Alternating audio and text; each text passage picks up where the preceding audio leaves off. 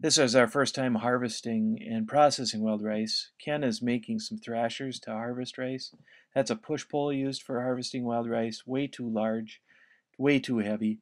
And I'm cleaning out the cauldron that we'll use for parching the rice. I notice these are rather beefy push poles.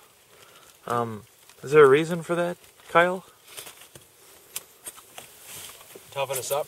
Yeah, we don't use wimpy poles like some guys. Some guys try and make lightweight equipment. Starting to accumulate a little bit, huh, Kyle?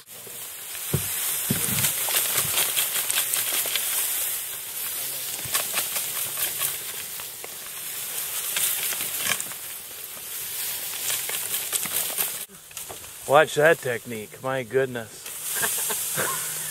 We lost quite a bit though when we tipped over. Tipped over? Huh. Our boat didn't tip over.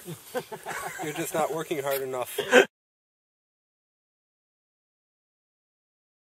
We are parching our wild rice we collected today. It was a really good day.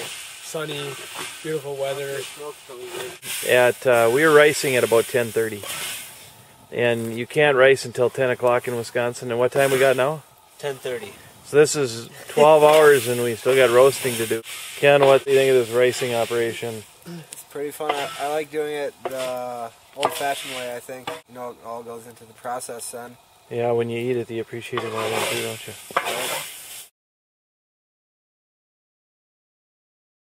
Ken, he's going to stay up all night jigging the rice. Yep.